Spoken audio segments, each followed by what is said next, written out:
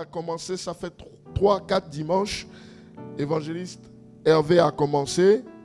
Notre yaya de la maison a commencé.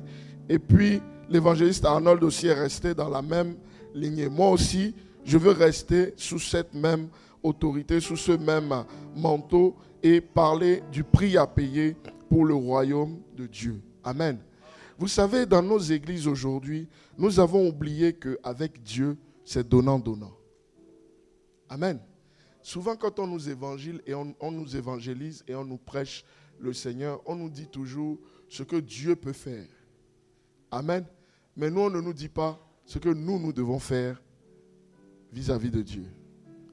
Amen. Quand on nous évangélise, on dit toujours, oui, viens, Dieu peut te restaurer, Dieu peut faire ci, Dieu peut faire ça, Dieu va faire ci. Tu as besoin du mariage, viens, Dieu va te donner le mariage. Tu as besoin des enfants, viens, Dieu va te donner les enfants. Tu as besoin de la santé, viens, Dieu va te donner la santé. Tu as besoin, c'est toujours toi qui as besoin. Amen. Dieu va te donner. Alléluia. Mais ce message aujourd'hui va s'adresser aux personnes qui ont déjà marché un peu avec le Seigneur. Amen. Parce que quand tu as marché un peu avec le Seigneur, tu vas te rendre compte que, oui, au début, tu obtenais rapidement tout ce que tu demandais à Dieu. Amen. Et puis arrivé un moment, c'est devenu un peu plus compliqué. Qui n'a jamais vécu ça? Amen. Moi, au début, quand j'ai commencé à marcher avec le Seigneur, dès que je priais comme ça, paf, Dieu me donnait. Dès que tu pries comme ça, paf, Dieu te donne. Donc, ça t'encourage à rester à l'église. Mais arrive à un moment donné, quand tu grandis avec le Seigneur, tu commences à grandir avec le Seigneur, tu te rends compte que les réponses aux prières ne sont plus si systématiques. Qui a déjà vécu ça? Ah, ça c'est bien. Ça, il y a des vieux chrétiens ici. Ça c'est bon ça. Amen. Oui. Ce n'est plus systématique. Et en fait, c'est parce que, en marchant avec le Seigneur, Dieu nous dit, regardez, la nature ne vous enseigne-t-elle pas? Vous savez, un enfant, quand il vient de naître, on lui apprend à manger. D'abord, on le nourrit. On prend soin de lui, on le nourrit. Après, arrive un âge où lui-même, il essaye de manger par lui-même. Amen. Il fait du désordre partout, on nettoie. Après, arrive un âge où il marche. Amen. Et après, arrive un âge où il sait marcher, il sait manger par lui-même. Et tu ne lui donnes plus le lait. Tu lui donnes maintenant les petits pots. Après les petits pots, tu fais un peu de semoule avec le gombo, tu lui donnes. Après, amen. Après, plus l'enfant grandit, plus on lui donne de la nourriture qui est plus consistante. Amen. Avec le Seigneur, c'est la même chose. Au début, Dieu prend soin de toi. Il te donne le biberon. Amen. C'est-à-dire que quand tu as besoin de lait, on te donne le lait. On te donne tout ce qu'il faut pour que petit à petit, tu t'intéresses à la chose de Dieu et que tu apprennes maintenant à marcher avec Dieu. Alléluia. Ce qui fait que dans nos églises, nous avons beaucoup de problèmes. C'est que ceux qui marchent avec le Seigneur depuis un certain temps, il y en a beaucoup qui n'ont pas compris comment Dieu fonctionne. Amen. Aujourd'hui, on ne va pas faire miracle. Amen. Aujourd'hui, c'est la parole. Alléluia. Voilà. Donc, l'esprit qui te fatigue et puis tu dors là, il faut le chasser en même temps. Parce que la parole doit te faire du bien. Alléluia. Lorsque nous marchons avec le Seigneur, arrive un moment de notre vie spirituelle, de notre évolution spirituelle, où nous avons besoin de comprendre comment Dieu fonctionne. Il y a des gens qui sont 10 ans à l'église, mais ils sont pareils. C'est-à-dire que, comment ils étaient la première fois quand ils sont venus, 10 ans après, ils sont comme ça. Pourquoi? Parce que venir à l'église, c'est devenu une habitude. Amen. C'est-à-dire qu'un réflexe, de la même façon qu'ils se lèvent le matin tous les jours à 7 heures pour aller se laver et aller au travail, de la même façon le dimanche, tous les dimanches, ils se réveillent à la même heure pour aller à l'église. Mais quand il va à l'église, il ne fait pas attention à qui il est venu rencontrer. Il y a beaucoup comme ça dans nos églises. Amen. C'est pour cela qu'à l'église, les gens ont ramené les choses du monde dans l'église. Alléluia. J'écoutais un homme de Dieu qui disait qu'à l'église, des fois, on va te dire, fais attention à ton sac. Parce que à côté de toi, tu ne sais pas qui est là. Le frère peut mettre la main dans ton sac et puis prendre des choses. À l'église, dans des églises, on arrive à dire des choses comme ça. Est-ce que vous vous rendez compte? Amen. C'est-à-dire qu'il y a des gens qui viennent à l'église pour voler. Oui, il ne faut pas être étonné. Si. Il y a des gens qui viennent à l'église pour chercher femme. Ah, ça vous surprend? C'est la vérité. Il y a des gens qui viennent à l'église, non pas pour rencontrer Dieu, mais parce qu'ils ont un intérêt. Amen. Ça ne va pas à la maison. Attends, je vais aller prier un peu. Quand Dieu va faire, quand tout ira bien, je peux encore reprendre mes activités. Alléluia. Il y a des gens qui viennent à l'église simplement parce qu'ils ont besoin d'avoir des enfants. Quand Dieu donne les enfants, paf, ils repartent. Amen. C'est parce qu'ils n'ont pas compris comment Dieu fonctionne. Amen. Quand tu comprends comment Dieu fonctionne, il y a des choses que tu ne feras plus. De la même façon que tu ne manges pas le riz par les narines, de la même façon, il y a des choses que tu ne peux plus faire quand tu as compris comment Dieu fonctionne. Est-ce que ça va? Fais comme ça. Le prix à payer pour le royaume de Dieu, pour entrer dans le royaume de Dieu. Amen. Il faut comprendre comment Dieu fonctionne. Alléluia. J'entends les chrétiens souvent dire, j'ai prié, je prie depuis, le Seigneur ne m'a pas exaucé, le Seigneur ne m'a pas fait ci. C'est parce que tu n'as pas appliqué la bonne loi. Et c'est parce qu'en fait, tu ne sais pas avec qui tu fais affaire. Amen.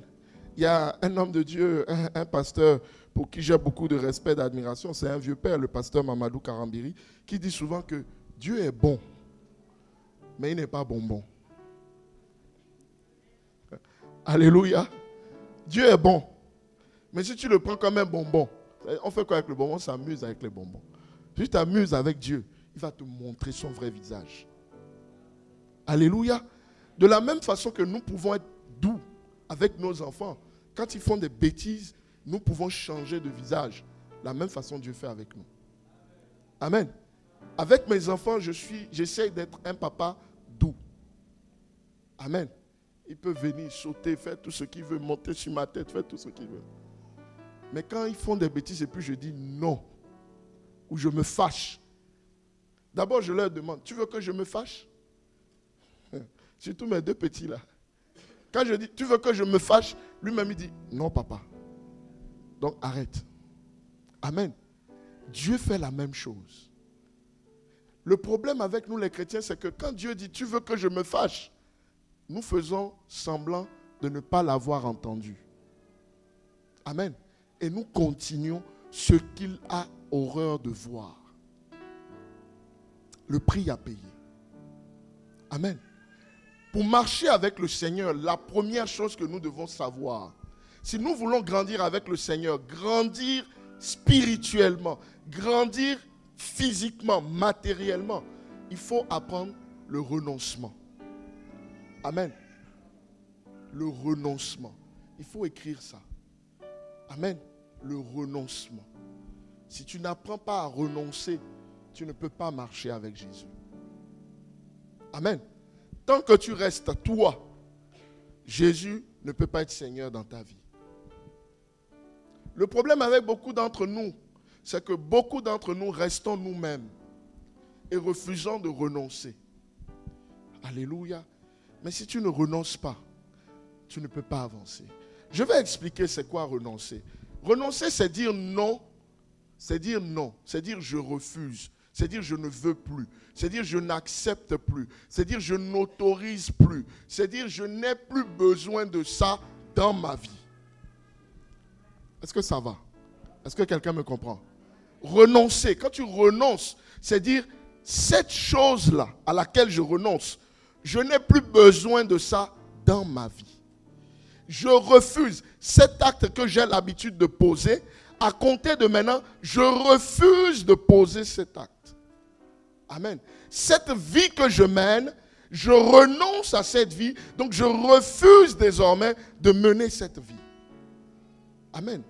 Pour marcher avec Dieu, il y a le renoncement dans deux domaines. Le renoncement au péché et le renoncement à soi-même. Ce n'est pas la même chose. Est-ce que ça va? Je renonce au péché. On va développer ça. J'ai l'habitude tous les jours, quand je vais au travail, de voler des petites choses que je pense insignifiantes. Exemple, il y a un lot de masques ou il y a un lot de gel. Personne ne contrôle.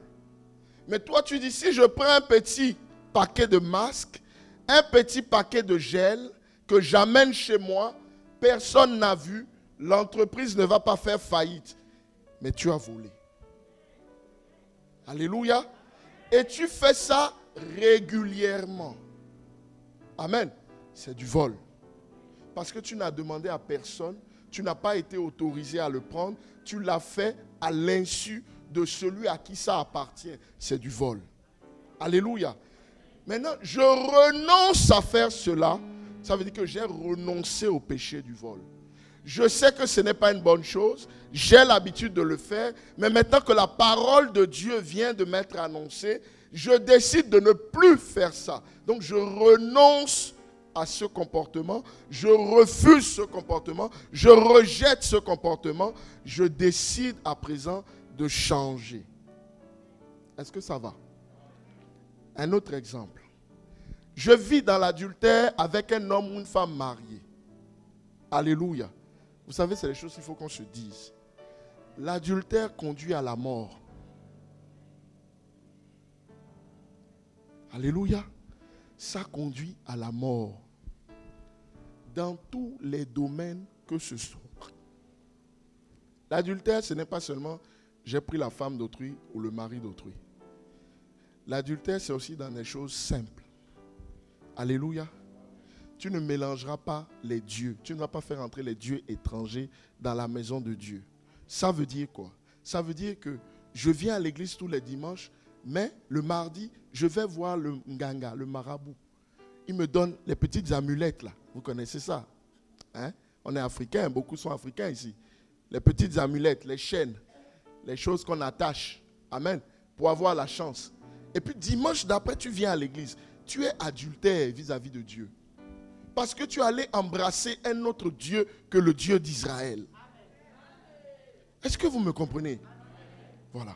Vous voyez, l'adultère, ce n'est pas seulement je suis allé, j'ai pris la femme d'un frère ou le mari d'une soeur. Ce n'est pas seulement ça. L'adultère, c'est tout ce qui est... je me dévie. Hein, je donne une adoration, je donne mon cœur à toute autre chose qu'à ceux dont je devais donner mon cœur initialement. C'est ça l'adultère. Dans la Bible, souvent, Dieu dit que Israël a été adultère, nation adultère. Parce que bien souvent, Israël a laissé Dieu et allait se prosterner devant des idoles. Amen. C'est jusqu'à ce point que Dieu dit, je suis un Dieu jaloux. Alléluia. Parce qu'il a vu que le cœur de son peuple s'est incliné vers des statues au lieu que ça devait être incliné vers lui. Donc il dit, je suis un Dieu jaloux, vous, nation adultère. Dieu compare même des fois Israël à une prostituée. Alléluia. Donc le renoncement au péché, c'est quelque chose de capital. Amen. Et nous allons lire dans la Bible. Amen. Nous prenons la Bible dans le livre de Jean, au chapitre 8, à partir du verset 11, si ma mémoire est bonne. Alléluia. Jean 8, verset 11. Il s'agit de la femme, de la parabole de la femme adultère. Jean 8, verset 11. Elle répondit. On va peut-être lire un peu plus en amont. On va lire peut-être à partir du verset 6. Il disait cela pour lui tendre un piège afin de pouvoir l'accuser. Donc, c'est les pharisiens qui étaient en train de vouloir piéger Jésus par rapport au fait qu'il a demandé à ce qu'on ne lapide pas la dame. Mais Jésus se baissa, se mit à écrire avec le doigt sur le sol. Comme il continuait à l'interroger, il se redressa et leur dit, que celui d'entre vous qui est sans péché jette le premier la pierre contre elle. Puis il se baissa de nouveau et se remit à écrire sur le sol. Quand ils entendirent cela, accusés par leur confiance, ils se retirent un à un et à commencer par les plus âgés et jusqu'au dernier. Jésus resta seul avec la femme qui était là au milieu.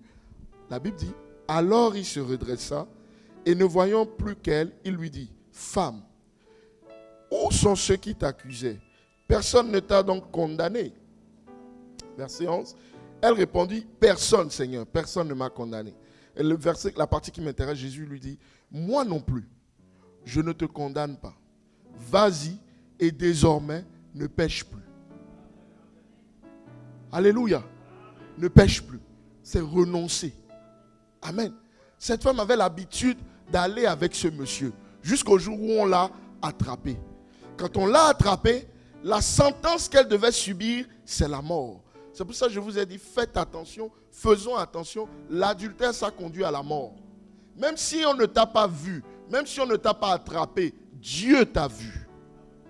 Et quand tu es adultère, tout va sécher entre tes mains. Tout ce que tu fais, ça ne va pas marcher. Ça va marcher un temps, après tout va tomber. Dieu a horreur de ça. Que ce soit dans le mariage, que ce soit dans le spirituel, Dieu n'aime pas ça. Alléluia. C'est pour ça que dans la loi de Moïse, Moïse dit qu'on doit lapider. Vous vous rendez compte?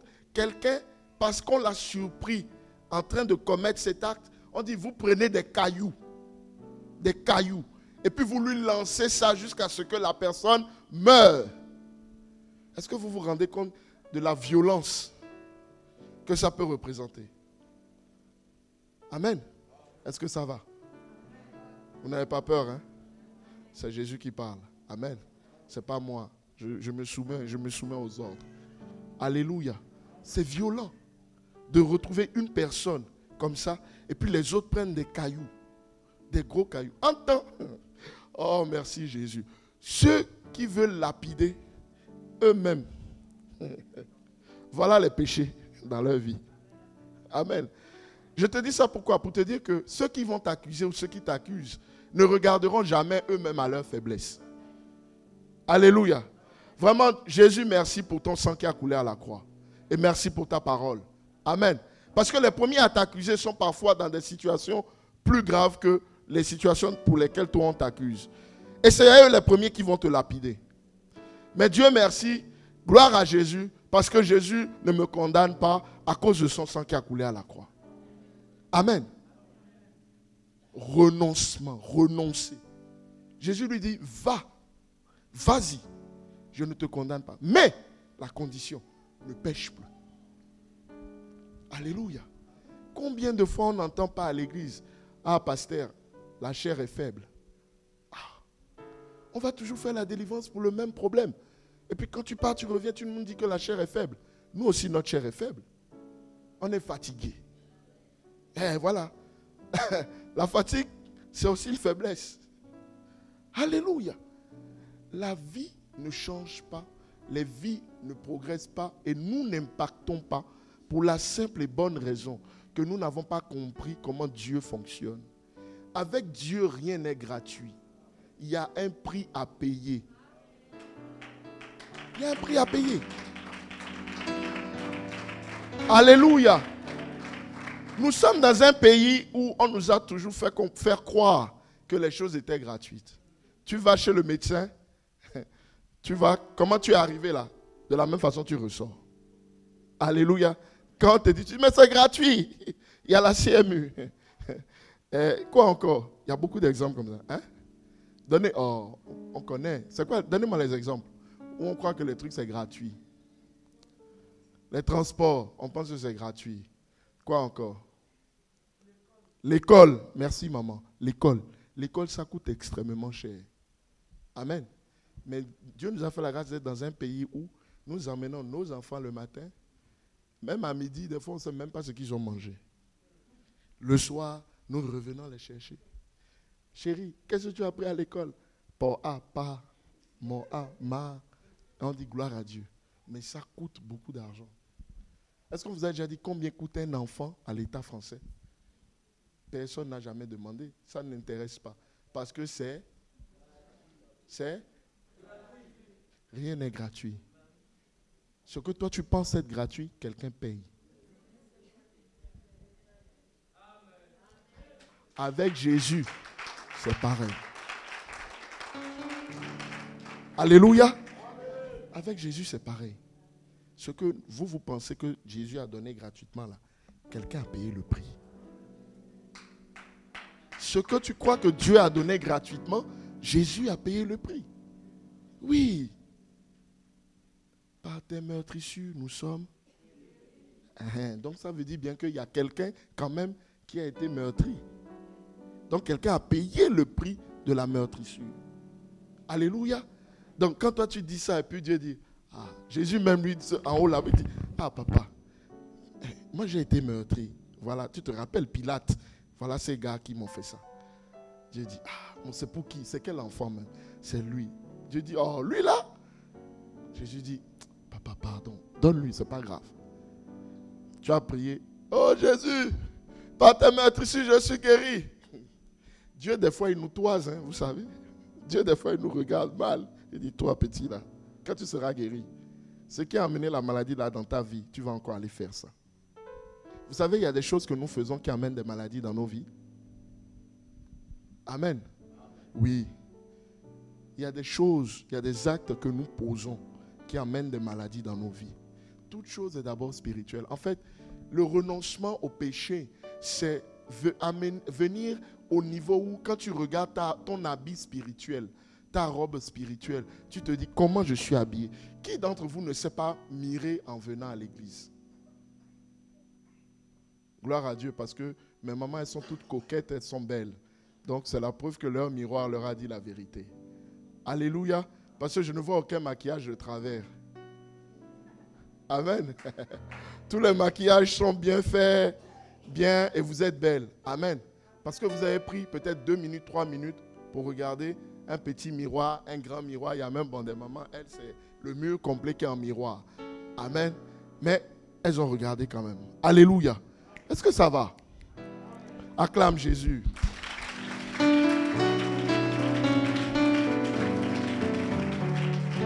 Alléluia. Il faut renoncer au péché.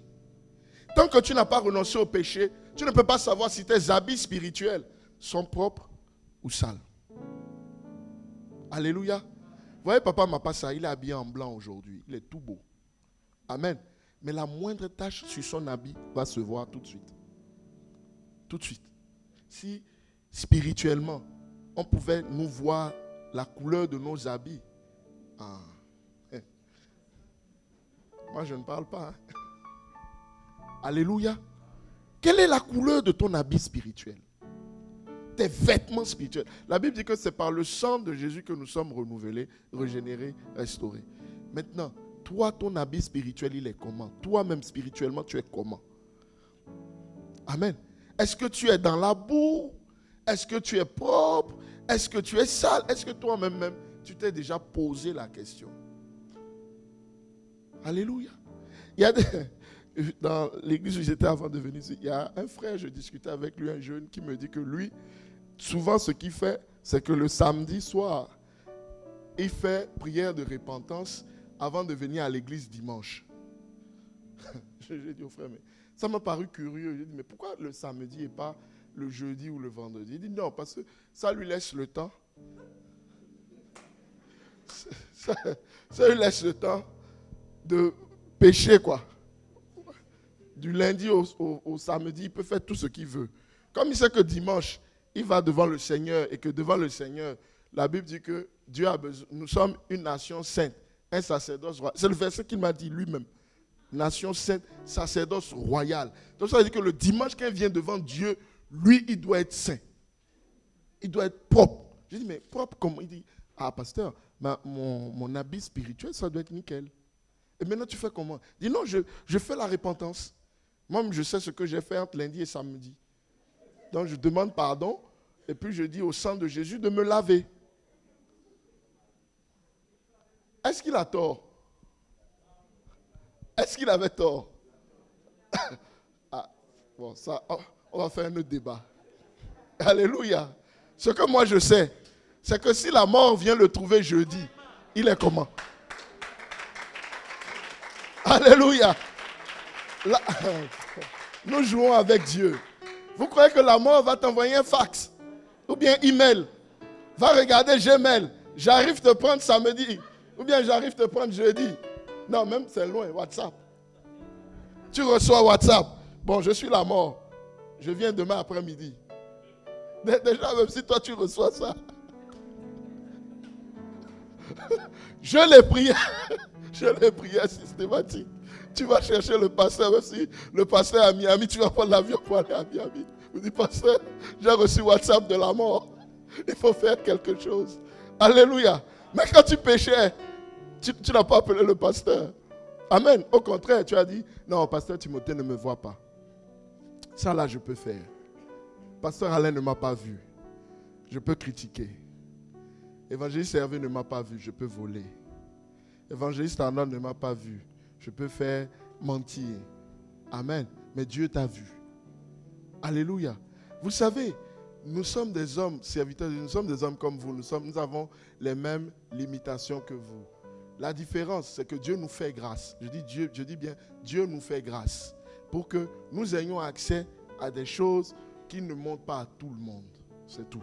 C'est la seule différence qu'il y a entre vous et nous. Ce qui va faire que tu vas pécher la veille, tu vas venir ici, on va te dire, frère, tu étais là-bas à tel endroit. Voilà ce que tu as chopé. C'est Dieu qui fait ça. Ce n'est pas nous. Pas notre force, ce n'est pas notre puissance. C'est l'Esprit de Dieu qui fait ça. Amen. Donc, quand la Bible dit de renoncer au péché, quand Jésus dit, va et ne pêche plus, c'est une règle de jeu qu'il te donne. C'est une règle. Il dit, il faut renoncer au péché et ne plus pécher. Le renoncement, c'est quoi? C'est, ok, je sais que je faisais l'adultère. Mais à l'église, on m'a dit que l'adultère, le pasteur a dit, la parole de Dieu dit que l'adultère n'est pas une bonne chose. Donc, moi, un tel, je décide qu'à compter de ce moment, je ne commettrai plus l'adultère. Alors, ça va me coûter. Parce que si je suis une maman et je sors avec mari d'autrui, et mari d'autrui paye le loyer, il paye l'essence, il paye les fournitures des enfants, il paye l'eau, il paye l'électricité, il paye le gaz, il me met bien, il me paye les bijoux, il me paye. De moi-même, je vais couper ça? Répondez les mamans. Mais le renoncement doit t'emmener à dire, quel que soit ce que ça me coûte, je coupe. Amen. Je coupe pourquoi? Pas parce que je suis bien ou que physiquement je ne vais pas manquer, mais je coupe, comme la Bible dit, par motif de conscience pour le Seigneur.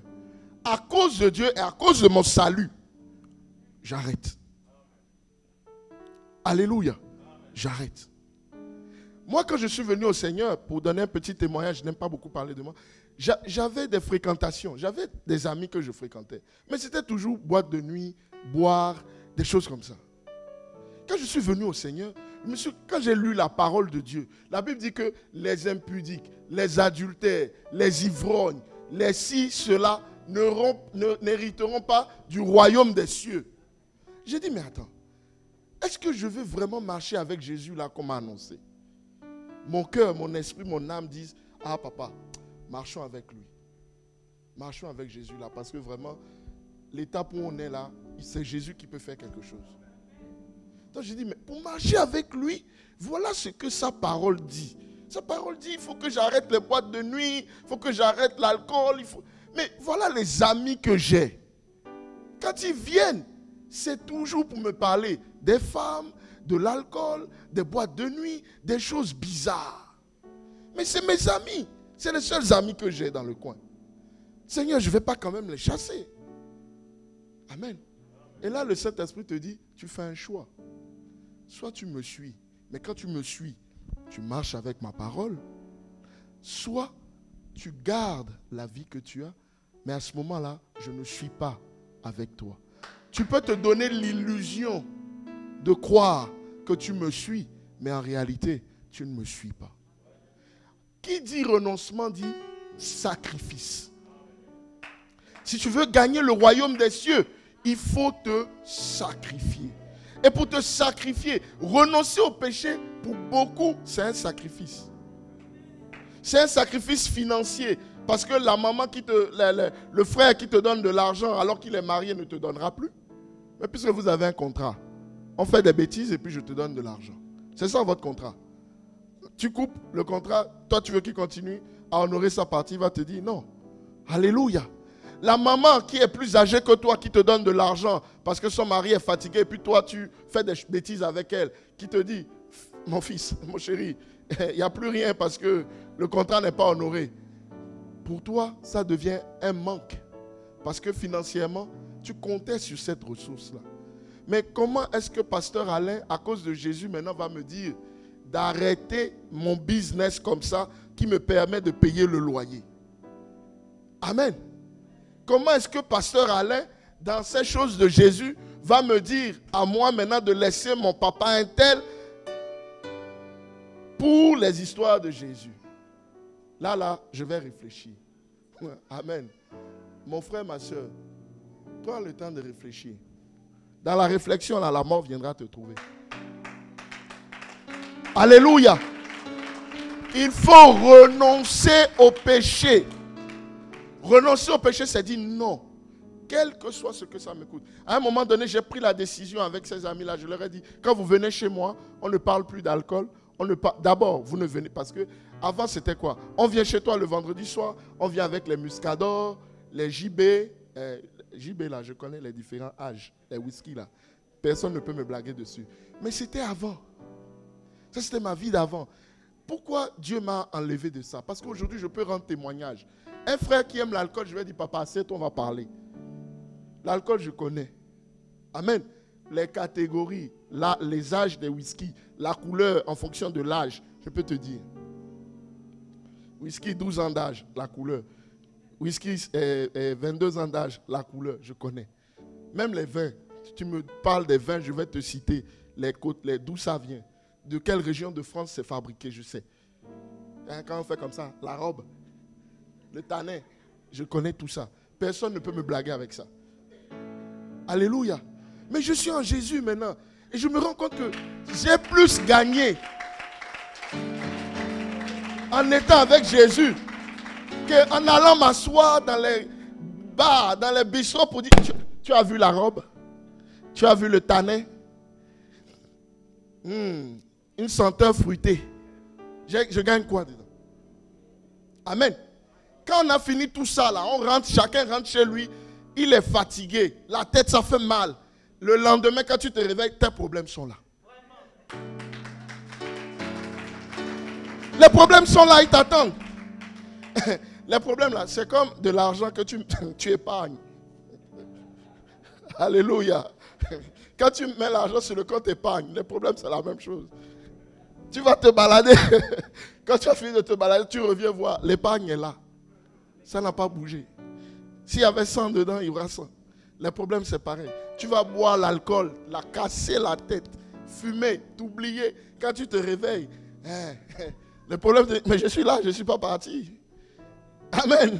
Je n'ai pas disparu de la même façon que la fumée est sortie de ta bouche. Je suis toujours là, il faut me régler. Amen. Et puis tu replonges. Alléluia. Donc, renoncer au péché, ça a un prix.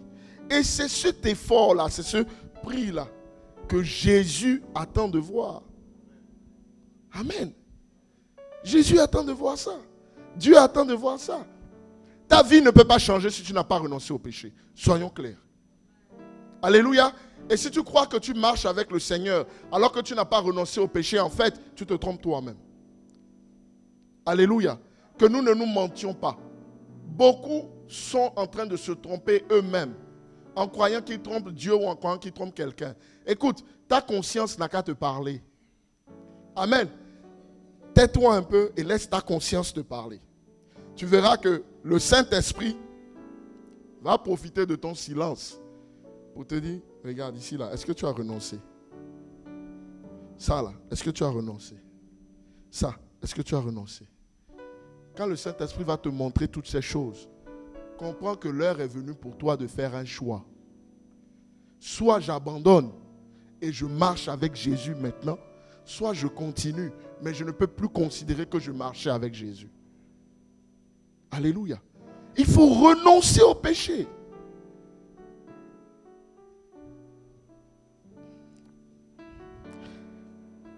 Deux Corinthiens, non, d'abord, Actes, vous allez lire chez vous, hein, Acte 3 au verset 19. Répentez-vous. On va lire celui-là, Acte 3. Il faut qu'on le lise pour qu'on puisse comprendre l'impact que le fait de renoncer au péché, ce que ça amène dans la vie d'un homme, dans la vie d'une femme. Pourquoi il faut le faire, pourquoi Dieu dit de le faire, pourquoi la parole de Dieu nous amène à renoncer au péché, à refuser le péché, à refuser la cohabitation avec le péché, à refuser l'amitié. Il y a des gens qui sont devenus des amis du péché. Amen. Hein, c'est tellement normal qu'on appelle ça le péché mignon. Amen. Tout le monde a un péché mignon. Ou bien, alléluia. Oh, église, j'ai besoin de ton amen. Ça me donne la vitamine. Oh non, non, c'est pas un bon amen ça. Je refuse ce amen. Un bon amen. Ah, gloire à Jésus. Vous ne dites pas souvent, ça c'est mon péché mignon. Amen. Oh, dites la vérité. On est devant Dieu. Souvent avec l'évangéliste Elodie, on dit que quand on ment le dimanche, ça compte double. Amen. Donc dimanche, on ne ment pas. Les autres jours aussi, on ne ment pas. Alléluia. C'est mon péché mignon. Donc, ça dit c'est un péché. Puis toi, tu es là, tu caresses ça. Péché. Toi seulement, tu es mignon. Les autres, ils sont vilains. Mais toi seulement, péché, adultère, toi tu es mignon. Vol, toi tu es mignon. Cupidité, toi tu es mignon. Ivrognerie, toi tu es mignon. Colère, ah maman, ça c'est bien. Colère, toi seulement tu es mignon, je te garde. Les autres là, je renonce. Mais toi tu es mignon, tu restes avec moi. Alléluia.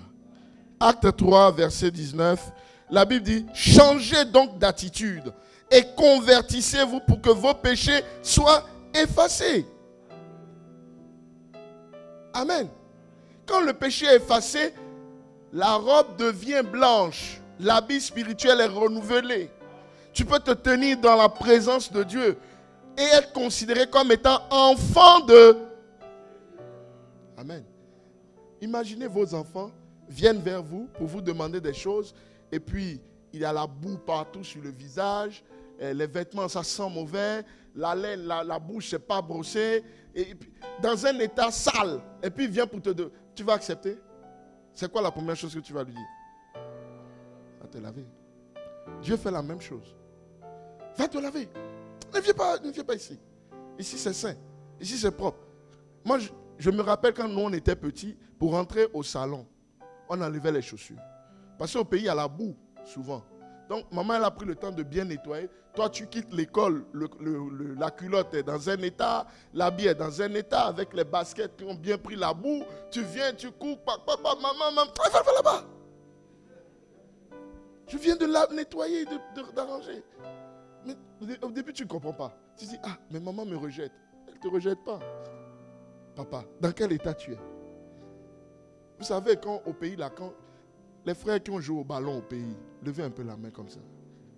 Ah, au ballon, quand tu as sur la terre rouge là, surtout quand il pleut un peu, quand tu as bien joué, le blanc devient rouge. Comme la Bible dit, si c'était cramoisi, ça va devenir blanc. Nous, c'est dans l'autre sens. Si c'était blanc, ça devient cramoisi. Amen. Et puis tu rentres à la maison avec ça, tu cours, va là-bas. Va te laver. C'est quoi ça? Lave-toi. Mets-toi propre avant de venir. Après, tu vas t'asseoir, tu vas partager le goûter avec tes frères. Amen.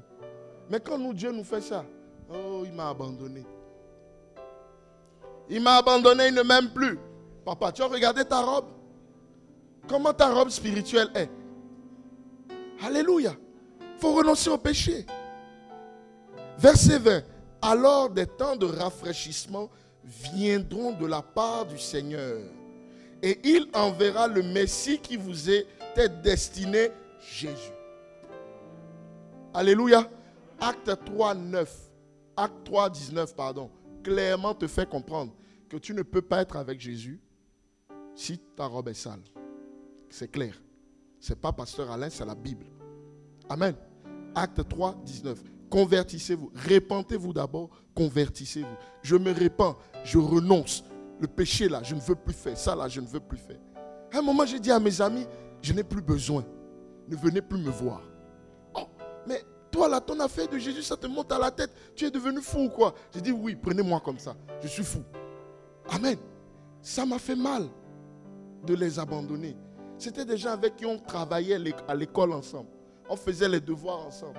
Il y avait même parmi eux des gens qui étaient bien doués à l'école. Donc quand toi tu ne comprends pas, ils vieillitaient, tu comprends. Mais vous ne buvez plus ensemble.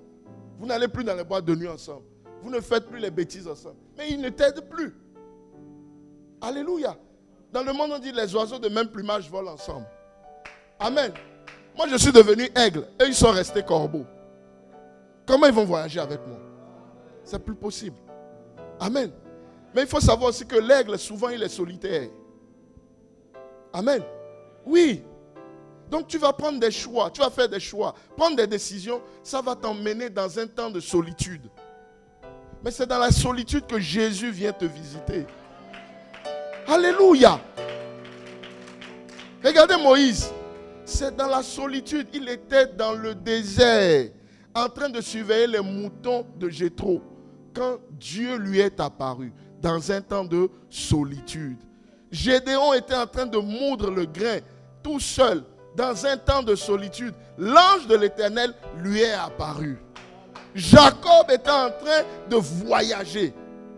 Amen. Dans un moment de solitude, l'Éternel lui est apparu. Alléluia. C'est toujours dans les temps où tu es seul, où ton esprit n'est pas accaparé par les bêtises, que Dieu te rend visite. Pour te parler, pour te dire, mon fils, ma fille, voilà les projets que j'ai pour toi. Quand tu as renoncé, quand tu ne veux plus faire ça, je t'envoie mon esprit. Mon esprit va te fortifier. C'est pour ça que la Bible dit, je vous envoie le consolateur, vous ne serez pas seul. Le Saint-Esprit vient, quand tu es faible, quand tu t'assois comme ça, tu dis, Seigneur, qui va m'aider pour les devoirs? Alléluia. Le Seigneur dit, ne t'en fais pas. Tu vas à l'université et puis un professeur lui-même dit, ah, je vois que tu as des difficultés dans tel domaine. Viens me voir tel jour, à telle heure, je vais t'aider. Ce n'est pas son travail de le faire. Amen. Pourtant, Dieu va le disposer. Là où tu as des difficultés, il va venir lui-même se proposer, il va t'aider. Alléluia. Et donc, j'ai coupé progressivement les ponts avec tous les amis que la Bible, je voyais qu'ils étaient toxiques par rapport à ce que la Bible m'enseigne. Ça m'a coûté. Ça m'a coûté. Même dans la famille, ça m'a coûté. Amen. Mais c'était le prix à payer. Je veux aller au ciel. Moi, je vous dis, ce n'est peut-être pas un enjeu pour vous, mais pour moi, c'est un enjeu. J'ai besoin d'aller au ciel. Je dois être là où Jésus est assis. Je dois être aussi assis dans un coin quelque part. Alléluia. Oui. Si Jésus est quelque part, moi, je peux être le dernier. Alléluia. Je peux être le dernier. Mais je dois être assis au dernier rang. Amen. Le dernier rang, la dernière place, je serai là. Amen. Alléluia. Maintenant, s'il lui fait grâce, s'il lui plaît de me faire encore plus grâce, je peux aller dans les premiers. Mais c'est déjà occupé là. Alléluia. Les premiers, je sais que c'est déjà occupé. Ah, parce qu'il y a des gens comme Moïse, des gens comme Élisée, des gens comme Élie, des gens comme Gédéon, Josué. Et puis toi, tu vas t'asseoir au premier. C'est mieux. Alléluia. Alléluia. Les grands hommes de Dieu, les renards montés, les gens comme ça. Et puis toi, tu vas dire, c'est. Quand même. D'abord, même Élie, même quand il est comme ça, toi, tu sais, tu ne peux pas venir tout seul. Alléluia. Donc, si c'est une assemblée comme ça, je veux être assis derrière là-bas. Le dernier, ça c'est la dernière place. Parce que la tienne. Bon. Alléluia. Oui, il n'est pas question pour moi d'aller en enfer. Ça, moi je vous dis. Il n'est pas question. C'est pour ça que je me traite durement. Amen. Je suis un homme comme tout le monde. Je peux courir les femmes aussi. Alléluia. Il y a un homme de Dieu que je connais qui disait que quand tu es un homme, si tu es marié, tu peux voir d'autres femmes, elles vont te plaire. Si tu dis que c'est faux, tu es un menteur. Et c'est la vérité. Mais c'est le sentiment que tu nourrisses derrière C'est ça qui te condamne. Cette femme est belle, mais c'est la femme d'un tel. Moi, voici ma femme. Point. Dieu ne te condamnera pas pour ça. Parce que tu as rendu gloire à Dieu de ce qu'il a créé une belle femme. Alléluia. Mais cette femme est belle, comme David. C'est qui son mari? Faites-le tuer pour que je la prenne. Ça, Dieu, il va te tuer toi. Alléluia. L'enfant qui est né de l'union, Dieu a tué ça. Sans état d'âme. Je vous dis, l'adultère, ça amène des catastrophes dans la vie. Vous voyez, même dans les enfants de David, il y a eu des enfants qui ont fait l'inceste. Pourquoi? Parce que David a tué quelqu'un en haut là-bas et a commis l'adultère. Ça a des conséquences. Aujourd'hui, tu ne vois pas. Tu prends tes 5 minutes de plaisir, vous prenez vos 1 heure, 2 heures de plaisir. Hein? Vos moments, vous allez au resto à Dubaï. Hein? Tu es en mission à Dubaï. Alors que tu es avec la soeur ou bien le mari de quelqu'un. Et puis vous faites vos choses. Vous revenez. Personne ne vous a vu. Oui, tu étais en mission à Dubaï. Personne ne vous a vu. Mais Dieu vous a vu.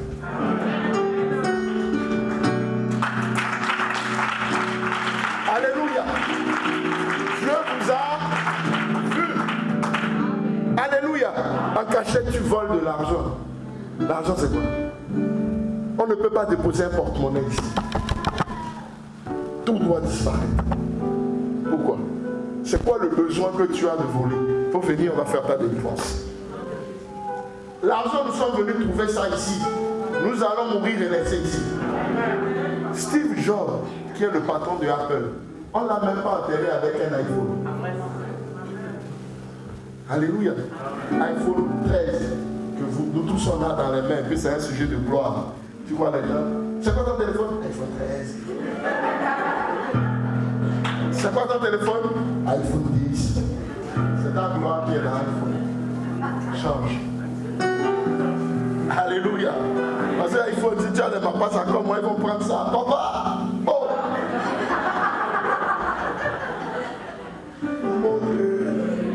Mon téléphone est... J'ai un de mes fils qui a pris ma montre une fois. Papa? J'ai dit oui.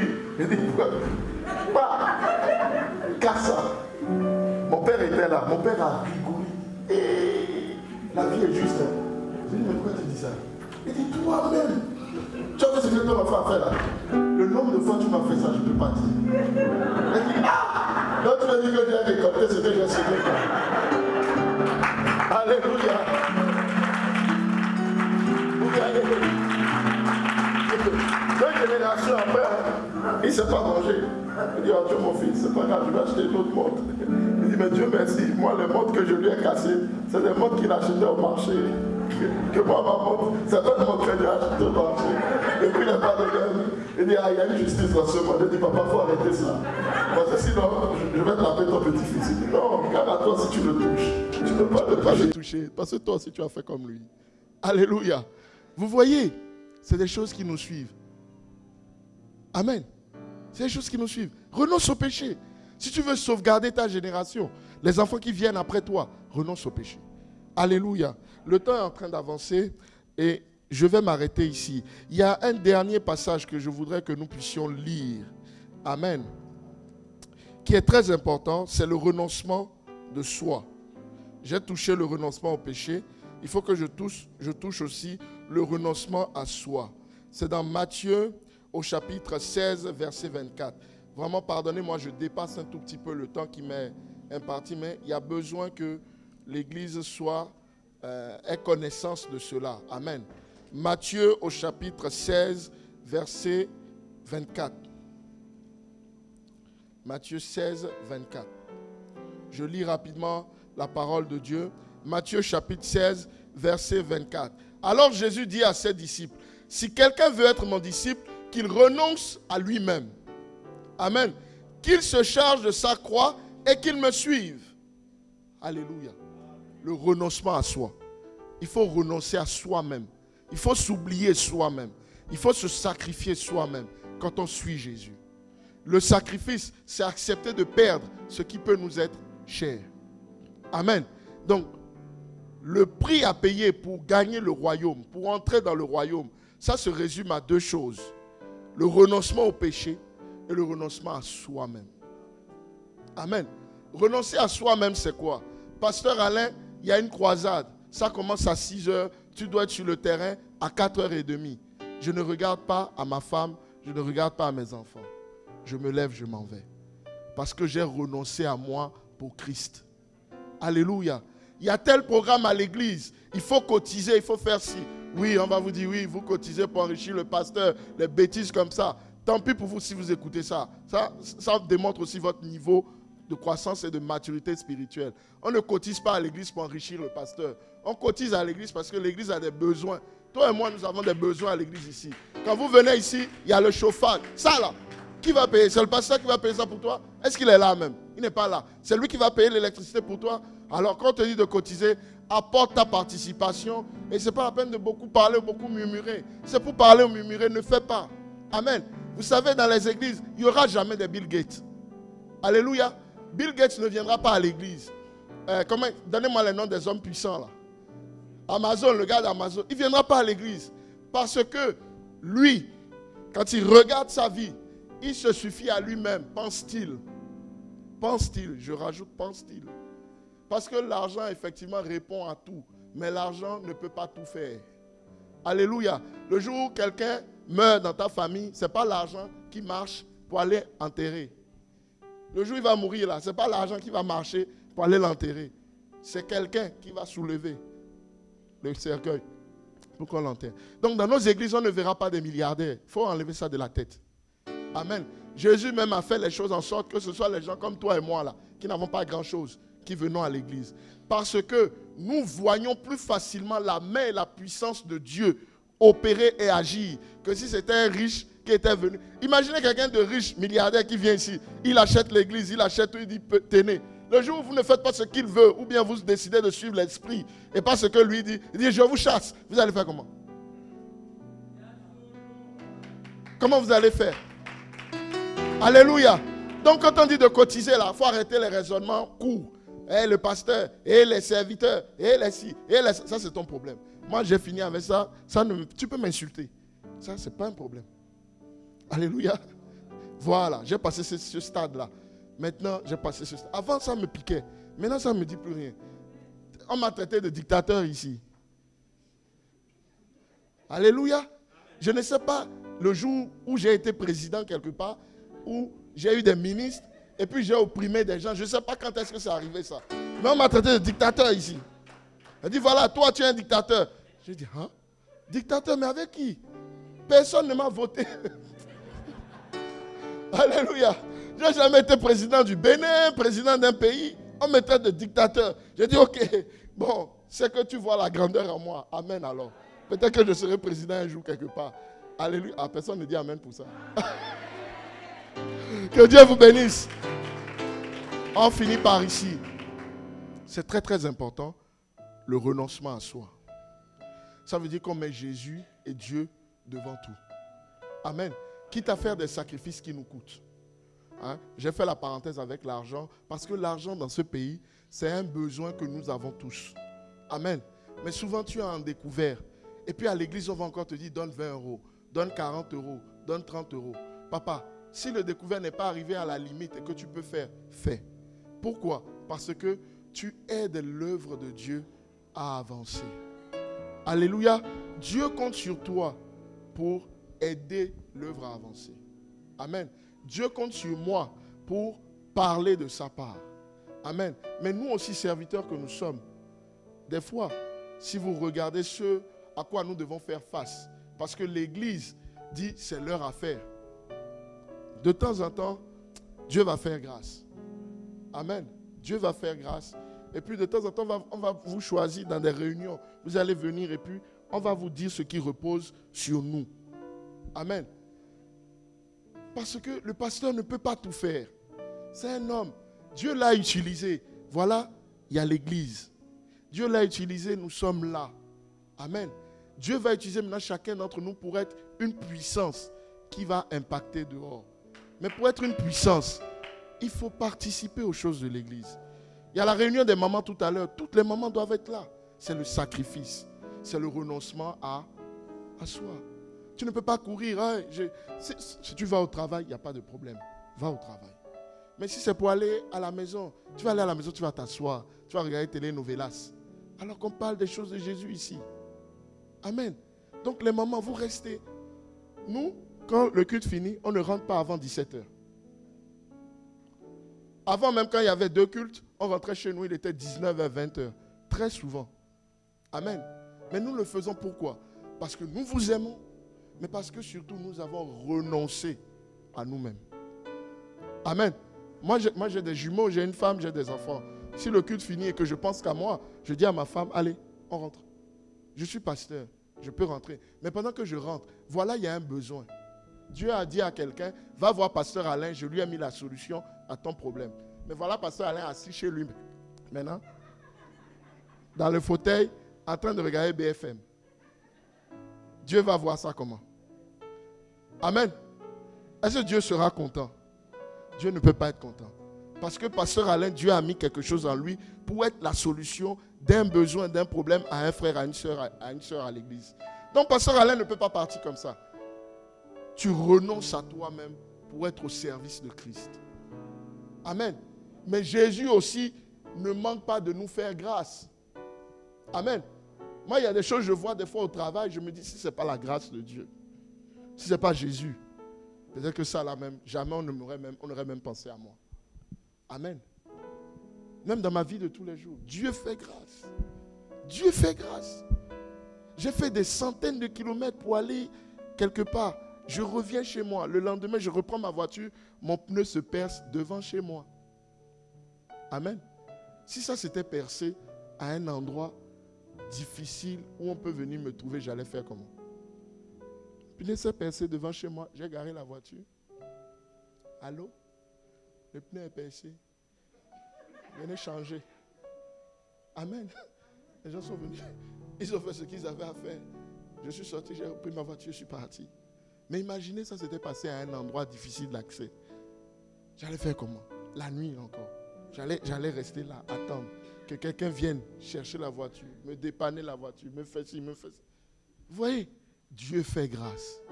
Ça aurait pu m'arriver dans un endroit compliqué. Ça s'est passé, je vous dis, devant chez moi. Je bénis le Seigneur. Jésus, merci.